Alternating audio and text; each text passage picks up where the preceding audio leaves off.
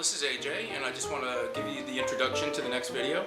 It's pasta with asparagus and scallops. This is a great dish. It's easy to make, and guys, this is a great for a first date dish because it's sure to impress, and it's amazingly tasty.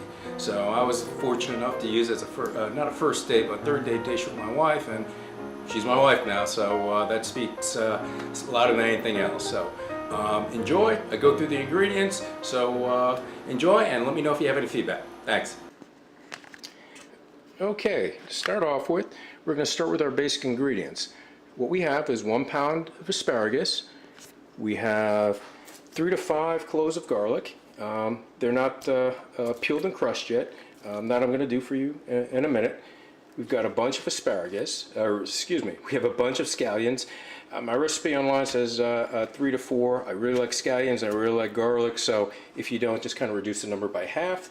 I've got, that is about, it's about 3/4 pound of scallops. I know it's in a fluid, that's the, I bought them frozen this time. They're much better fresh, but it is more convenient at the supermarket. And again, this whole video in the program is about convenience. That way you don't have to go to any place special, especially if you live in a place where you can't get fresh scallops. So defrosted and put in a pan. I've got a pound of whole wheat penne pasta, which you can see. I've got some heavy cream. Right here, there's a half a pint of heavy cream. I've got 2 tablespoons of olive oil. I use the extra light olive oil, and the reason being, I like olive oil, but the extra virgin, sometimes it can burn when you have it over high heat, so I use the extra light. I've got salt and pepper here. You can see I kind of mixed it together. Slicing and dicing, this is what I use. Okay, I just kind of go and break them down, get them into smaller pieces. All right, and let's see. And you just do that a few times, and the one thing about this knife, the chef's knife, is it's got the rounded blades, so it makes it a lot easier. See what I'm doing? Kind of like a sawing motion and chopping these real fine. Okay, and just keep doing that back and forth. All right, and you notice I'm using the back of my blade to collect the little pieces, not the front, because that's when you kind of bend your blade and you reduce its cutting effectiveness. So I'll keep doing this, and we'll get back to you when we get to the next vegetable. Okay, you see I've got the garlic all diced up. How small you like the garlic is a matter of individual taste. I like it this size, and I like to chop it up by hand. That's just me, because I like some texture in the garlic as I get to the when the dish is complete. Some people like to crush it, you know, whatever floats your boat. I mean, it's just a matter of personal taste. All right, you see I've got this little thing. It's a scraper, you know, food picker-upper. All right, I do that so I don't have to use the knife, the front of the knife. You know, some people do that, but it dulls the blade of the knife, and that's not what I want to have happen. Okay, I'm going to go off camera and rinse my hands, and then we'll get to this. You know, one of the things with the magic of video and TV is you don't see a lot what goes on. You know, it's nice to watch the Food Channel and whatnot, but they don't show you actually that sometimes it takes a little bit more time. Okay, what I'm going to do is just trim off the roots right here and put them in the garbage bowl. All right, and then I trim off the ends, because a lot of times the ends are kind of dry. All right, but and then I go and I chop them. You know, the problem is, oh, these are already pre-washed, so you may be thinking about that. See, I prepared everything before I started filming. That way, you know, it's going to be a little longer, you know, with this, a lot of editing, and you don't see some mistakes, but you know, you get the gist of what I'm doing. Okay, so that's done. I get a bigger container here, so I'll scrape up the green onions or scallions, and I love these because they add such a different flavor. Now, if you've seen the recipe online, they don't cook for very long, because the one thing, the flavor changes the longer you cook them. and it's got a sharp bitter flavor, a little bit milder than onion, but I kind of like that. Now with garlic, you know, garlic has got a really sharp, strong flavor if you don't cook it, and that mellows out too. You know, that's why people have roasted garlic, and that's for another episode. But it's nice to saute. So, okay, moving on. Next, we'll have the asparagus. Okay, now we're moving on to the asparagus. The one thing with the asparagus, one thing I was taught as I was growing up, when you cook asparagus, is to snap them.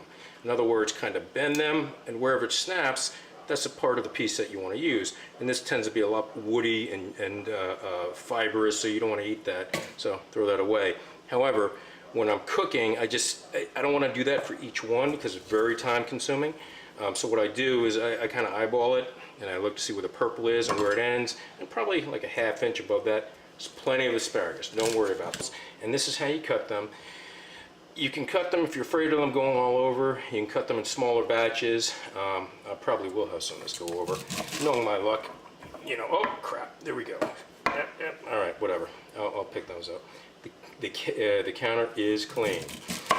Now I know you're not seeing a full view of my kitchen here, but I have a lovely kitchen that was built in 1929, so I am working under challenges here.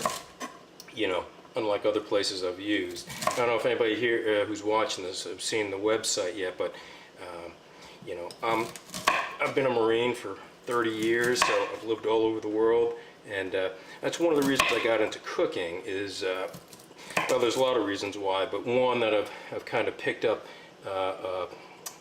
you know, a lot of taste for very foreign type dishes just because I've been around everywhere. And okay, now comes the fun part, is the actual cooking. Usually I do this on the other side, but I have nowhere to set my camera up again because the kitchen's kind of limited, but this is actually a good learning point to show you that no matter what type of kitchen space you can have, it's not too cramped to do this. So first thing I want to do, I love a gas stove, is put the gas on. I'm going to keep it on for about a minute. I want to let the pan get hot before I put the oil in. One of the tricks is, and I know this is a non-stick surface, but you know, hot pan, cold oil, food won't stick. Even with the non-stick surface, food can stick if the pan is hot and you put the food on there without any type of lubrication in there. Sometimes the sugars in the food will caramelize and stick to the pan. So even though cleanup may be easy, your food's not going to be so great. So that's what I do. So I'm going to let it heat up. And the one thing about these pans, this is real heavy aluminum, so it takes a while to heat up, a minute or so, but it heats up evenly. That's the benefit of the bigger pans. It heats up more evenly, and that way it prevents hot spots and burning. So, you know, like anything else in life, you get what you pay for. This is important to me, and this is where I choose to spend my money, and you get the benefit of it too. So, first thing we do, put the oil in, okay? Get that, coat that around nicely, okay? And you can see the way it comes, it doesn't just slowly drip, it kind of drapes over it. The pan is nice and hot. And the first thing I want to do is the asparagus. Remember what I told you, asparagus is a thick, fibrous vegetable, so it needs a little time to cook. Alright, I start this on high heat just to get the pan warm. Oops, I forgot the garlic. Alright, you're supposed to put the garlic in first, and after about 30 seconds then put the asparagus in, but it doesn't really make that much of a difference, so, because garlic is kind of hearty itself, so, alright, so you let this cook. Now, once it gets a little hot, okay, and you can tell, I can feel it, I've been doing this for a while, so I can kind of feel it, it'll kind of spit and pop, but pretty much you want to cook this for 2 minutes. One, you don't want to burn it, and you want the asparagus just tender. Okay, and while we're doing that, I'm not sure if you can see it or not, but I'm just going to stir the pasta. Now, it's whole wheat pasta, so it's a little different than regular pasta, and the fact it takes a little longer to cook. I don't like whole wheat pasta. The only one I can stand is the penne. And that's because it's a different shape, and I can stand that, and I don't mind the texture. But like linguine or spaghetti or anything like that, just gonna give me the regular pasta. So, okay, this is coming out real nice. Sauteing that really, really nicely. Okay, this is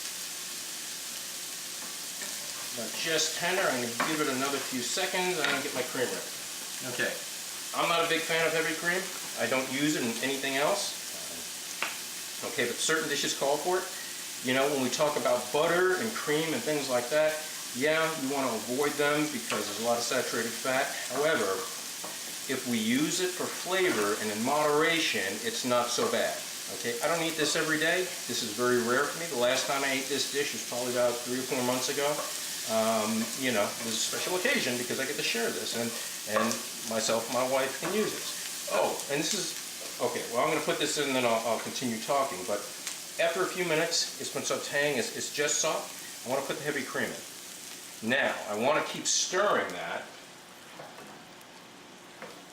Okay, that way it doesn't burn. Okay, so keep stirring that for a little bit. All right. What I was going to say is this dish is great. It's easy to make. This is super delicious, and you know, for guys, this is a great meal for you to impress your lady friend with. Okay, or married guys or committed guys. You know, if you have no skills in the kitchen, this is definitely something to break out on a special occasion. This will take me. It takes me a little longer now because I'm kind of walking through all the steps. But if I'm doing this just by myself, this is going to take me less than 30 minutes to do. No kidding.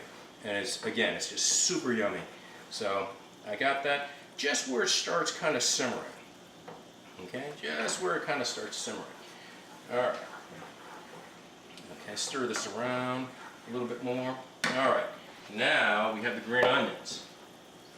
Okay. Now I don't want to cook the onions too much because they'll get really wilty. I don't know if that's a technical term or not, but they get really wilty and kind of nasty. I don't like that, so I don't cook it very much. Okay, there we go. That's probably just about right. Now, the most important part, and this is a money shot right here. Take your scallops, all right, and you toss it in there.